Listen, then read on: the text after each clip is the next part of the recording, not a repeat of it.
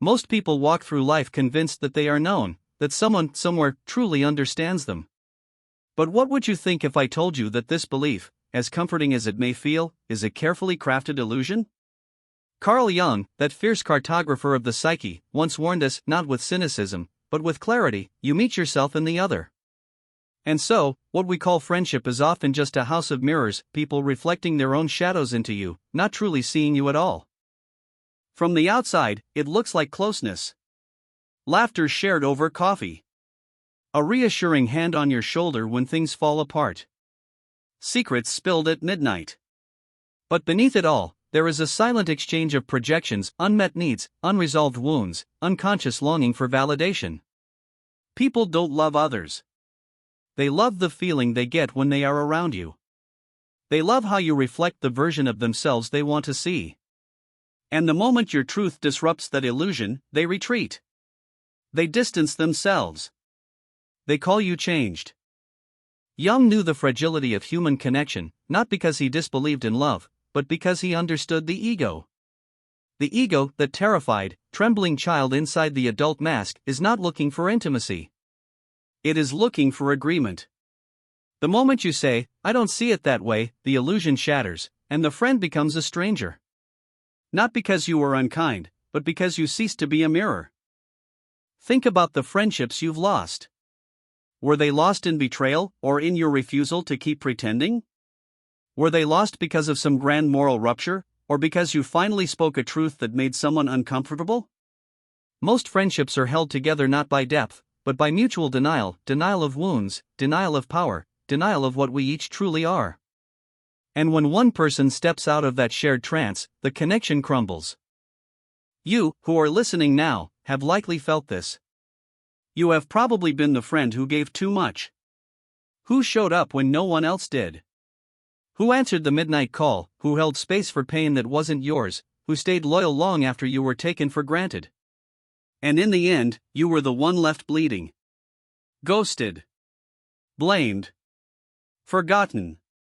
Because you were no longer useful. Because you dared to become aware. It is not cruelty, it is unconsciousness. People are not wicked. They are asleep. They form friendships while asleep and call it love. But real connection requires awakening. And awakening is uncomfortable. Carl Jung spoke often of the shadow, the part of the psyche that contains all we deny in ourselves. Every trait we hate, every need we suppress, every desire we judge, it all lies in the shadow. And when we meet others, we unconsciously project that shadow outward. We say, "She's selfish. He's weak. They're toxic." Rarely do we stop and say, "That which I hate in you is buried within me." Rarely do we see how much of our hatred is a map of our disowned soul. So friendships become battlegrounds of projection. You carry someone's pain until you suffocate. You become their therapist, their rescuer, their emotional punching bag. And when you ask for the same, silence. Absence. Cold withdrawal masked as boundaries. Because they never wanted you. They wanted your light. And light, when it starts to illuminate their darkness, becomes unbearable. The painful truth is that no one is truly your friend in the way you long for it, not until they have made peace with their own shadow. Not until they are capable of seeing you without needing you to be anything other than what you are. Not until they no longer use you as a bandage for their brokenness or a mirror for their ego. But this isn't a curse. It is liberation. Because once you stop seeking friendship in unconscious places, you begin to seek something far rarer, self-integration. You begin to walk alone, not as punishment, but as purification. You stop chasing closeness and start building clarity. You learn to sit in silence and recognize it not as absence, but as presence, the presence of your own undivided self. Do you feel the loneliness creeping in now? That chill when you realize how few people ever saw you? Let it come. It is the beginning of something holy. The beginning of a life not lived in the performance of likability, but in the quiet dignity of truth. A life where friendship, when it finally arrives, is no longer need-based, but soul-deep. And so begins the exile, the sacred exile that Jung knew well, the path every soul must walk when it no longer consents to being used as a screen for others' illusions. You may find yourself drifting away from people who once felt like home, only to realize they were never seeing you, only what they needed from you. That moment of clarity? It burns. It hollows out the chest. But it is also the moment your real life begins. You see, the human ego cannot love what it cannot control. It wants harmony, but on its own terms. It wants closeness, but only if it doesn't feel threatened. The ego fears truth, especially when that truth is disruptive.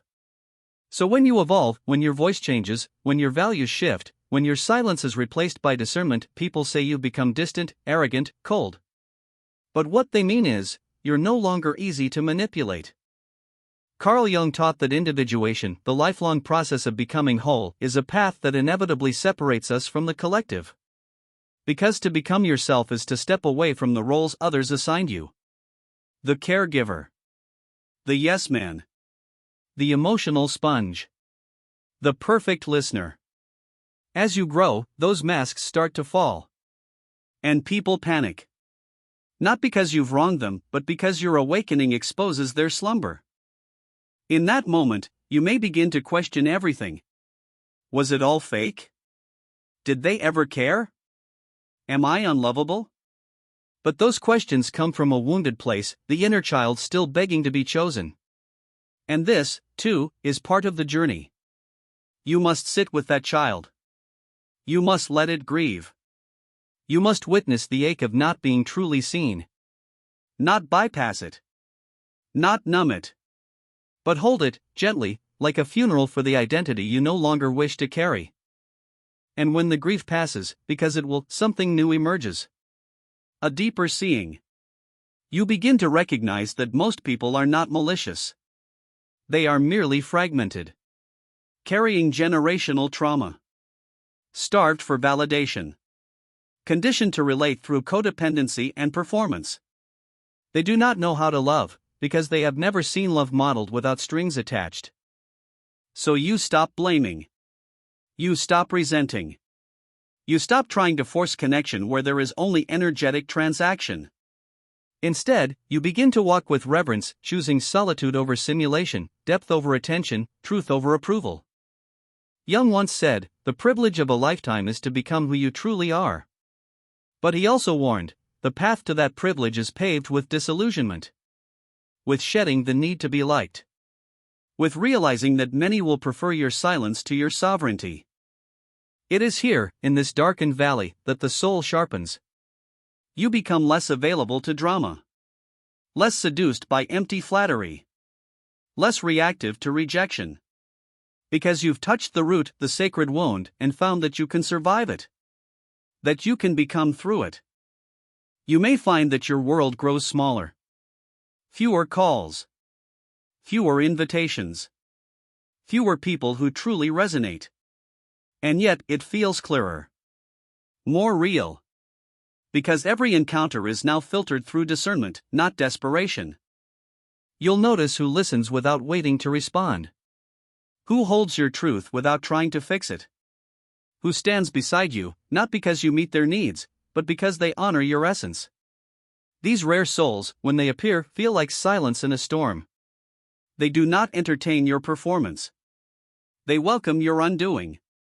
And in that, they become not friends, but sacred mirrors, not of who you pretend to be, but of who you finally allowed yourself to become. This is not the end of connection. It is the beginning of real connection. Not built on need, but on resonance. Not maintained by fear, but by mutual self-awareness. You are not unlovable. You are simply no longer easy to use. And that, for many, is intolerable. The farther you walk this path, the more you realize authenticity is a form of sacred violence. Not against others, but against the illusions they cherish. When you choose to stop performing, to stop mirroring what others want to see, you don't just lose friends, you destroy their fantasy of who they believed you were. And that is something most people will never forgive. Carl Jung understood that the price of wholeness is alienation. Not because you have become unworthy of love, but because true selfhood threatens every unconscious relationship you've ever built. Relationships that were silently negotiated through unspoken contracts. You will stay small so I can feel big. You will agree so I don't have to change. You will be who I need, not who you are. Break these contracts, and the reaction is swift. You become difficult. You become too intense, too much, too cold, too selfish. But listen closely, those are just euphemisms for you no longer play your part in my story. That isn't friendship ending. That's fiction collapsing. The ego doesn't want you whole. It wants you obedient. And when you choose wholeness, when you dare to honor your limits, your silence, your depth, the world shifts. Suddenly, you no longer orbit others. You become your own sun. But light, as beautiful as it is, casts sharp shadows. And those still asleep in their ego cannot bear it. You'll see it in their eyes, the subtle withdrawal. The tightening of conversation. The way your presence now makes them restless. Not because you're harsh, but because you're clear. And clarity is the death of pretense.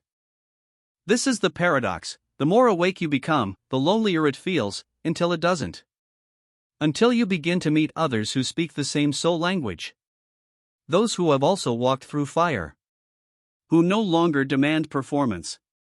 Who are not alarmed by your truth. These are the ones who have met their shadow and chosen to stay. And when you sit with such people, it is unlike anything you've known before. There is no judgment. No performance. Just presence. A conversation with no need to impress. A silence that is not awkward, but holy. A shared understanding that what you are is enough. But to get there, you must first lose what was never real. You must pass through the valley of disillusionment, where every familiar voice feels foreign and every comfortable space becomes suffocating. You must learn to stand in the storm of rejection and say, "Let it come." You must let the loneliness burn, not as punishment, but as purification. Every flame that consumes a false connection clears the way for one that is true. This is where most people turn back. They run toward old comfort, old roles, old masks. They shrink, apologize for their growth, dim their light just enough to be loved again. But love built on dimness is not love, it's dependency. And the soul knows the difference. Do you? Do you know what it means to be loved not for what you do, but for what you are? To be seen, fully, and not flinched at? To be heard in your silence and still held? You won't find that among those who only knew the edited version of you. You'll find it among the rare. The real. The raw. Jung said, people will do anything, no matter how absurd, to avoid facing their own soul. That includes friendship. That includes smiling while secretly resenting. That includes giving just enough to feel generous, but not enough to be vulnerable. But you? You are no longer playing that game. You've begun to turn inward, not as retreat, but as return. Return to the parts of you that don't need to be liked. That don't crave to be understood. That are not waiting for anyone to give permission to exist. That's where freedom begins. And that's where the real friendships, the soul bonds, are forged. Not in the safety of conformity, but in the fire of truth. Eventually, you stop mourning what fell away. You stop pleading for explanations, for closure, for someone to admit they mishandled your heart. Not because you no longer care, but because you finally understand, they can only meet you as deeply as they've met themselves. And many people have never even glanced beneath their surface. Carl Jung taught that the unconscious doesn't just shape our dreams, it shapes our relationships. We are drawn to those who embody parts of ourselves we have yet to integrate. The friend who constantly needs saving may represent your inner need to feel useful, worthy, indispensable. The friend who betrays you might mirror your own unacknowledged self-abandonment. The friend who silences you? A reflection of your long history of silencing yourself. These aren't just coincidences. They're soul invitations. Invitations to see more clearly, feel more deeply, evolve more honestly. But evolution isn't comfortable. It asks you to release the friendships that no longer align even if they once held your whole heart. It asks you to look at the hands that dropped you and say, I still bless you, but I no longer beg. It asks you to admit that not everyone meant to stay should. And this is where your real strength emerges. Not in the armor, but in the surrender. Not in becoming colder, but in becoming clearer. You realize you don't have to shut down your heart, you just have to guard it with truth. No more pretending. No more shrinking. No more twisting yourself into a version of you that's palatable to people who haven't earned your vulnerability. There's a quiet power in walking away without bitterness. In not needing to explain your growth. In letting others sit with the echo of your absence. Because your absence, when born from truth, is not rejection. It is revelation. You begin to see the beauty in solitude. The richness of your own company. The conversations you have with yourself become deeper, more compassionate. You laugh differently. You cry with purpose. You breathe without waiting for permission. You stop looking for ride or die friends and start becoming your own constant. You stop keeping people close out of nostalgia, obligation, or fear of being alone. You only keep those whose presence nurtures your becoming, not just your belonging. This is the essence of Jungian shadow work, to uncover what has been hidden in you, and to recognize what it's attracted outside of you. Every friendship lost was never truly lost. It was returned. Returned to its origin, so that you could see what part of yourself was still waiting to be claimed. You do not need a crowd to feel whole. You need congruence. Alignment. Integrity.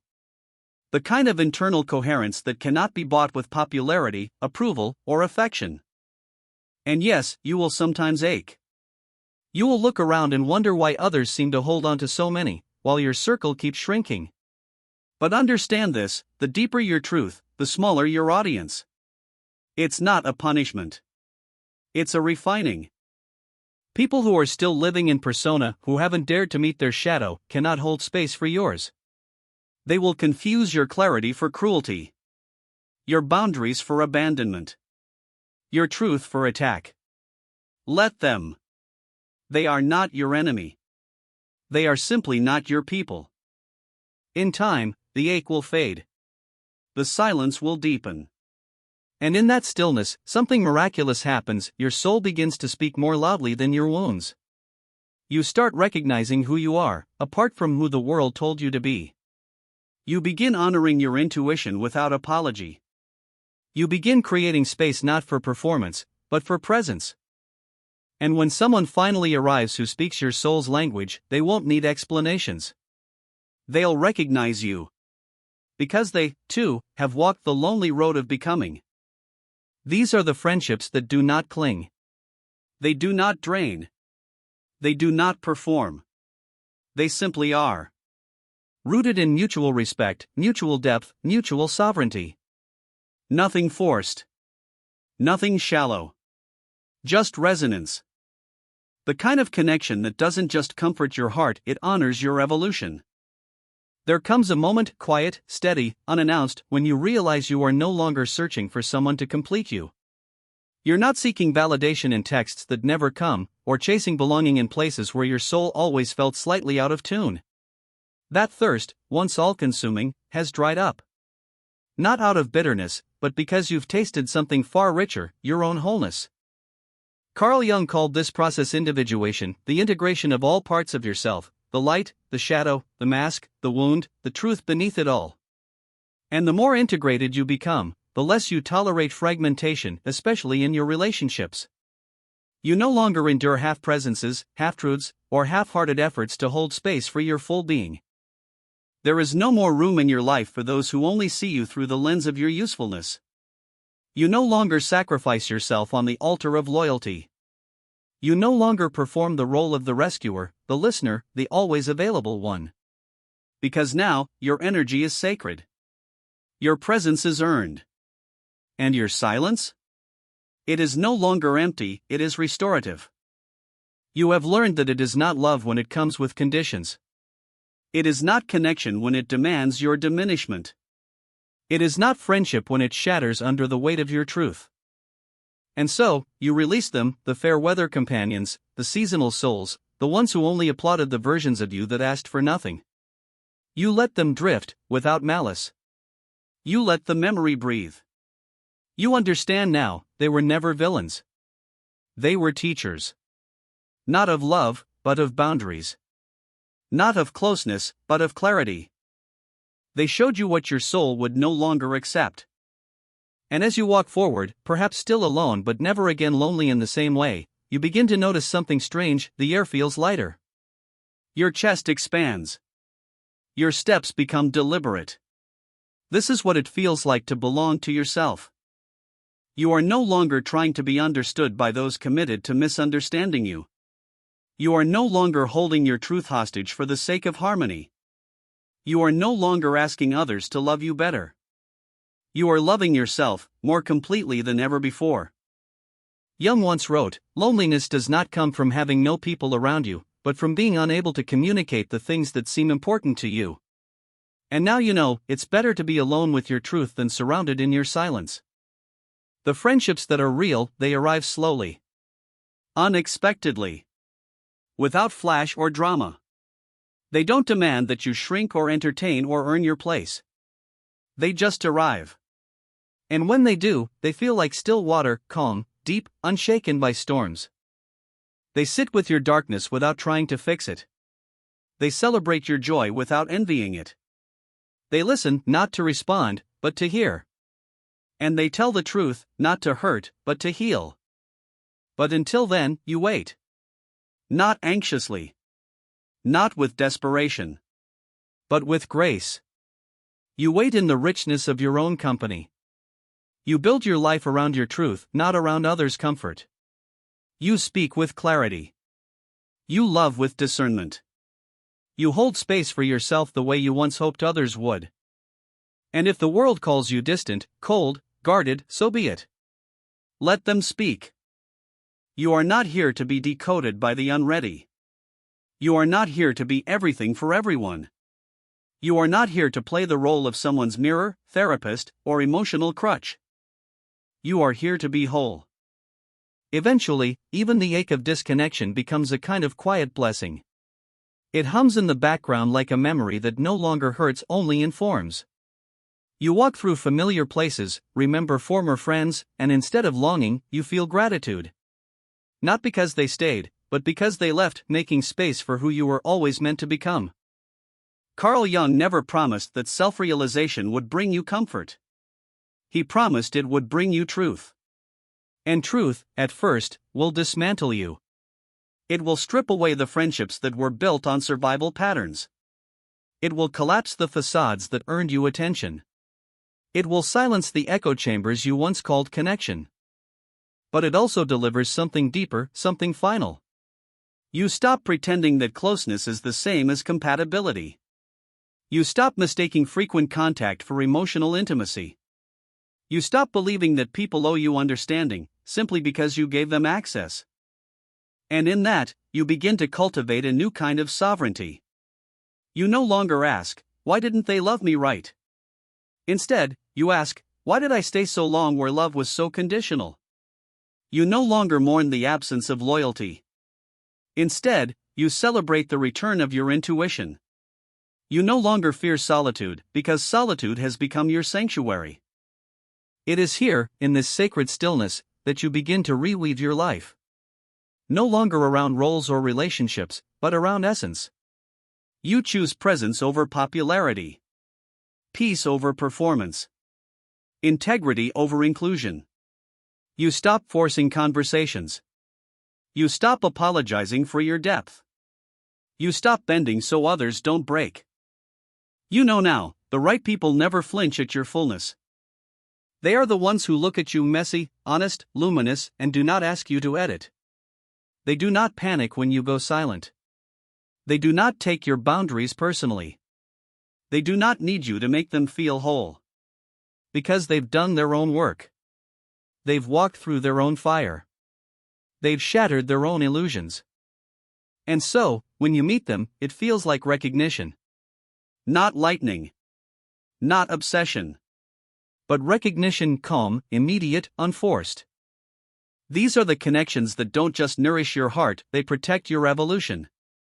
They are not afraid of your growth, your silence, your darkness, your becoming. They walk beside you without needing to lead or follow. Because they, too, have learned, the most sacred relationships are not built on dependence, but on mutual liberation. So let the old fall away. Let the text go unanswered. Let the room feel emptier. You are not losing friends. You are shedding illusions. You are making room. You were never meant to be everyone's confidant, everyone's healer, everyone's mirror. You were meant to become fully, fearlessly, unapologetically. No one is truly your friend until they have befriended their own shadow. Until they can stand in their truth and not tremble at yours. Until they can love you without needing to reshape you. And when you can do that for yourself, when you can hold your own gaze, your own silence, your own storm, you are finally free. Not because the world became kinder, but because you no longer needed it to.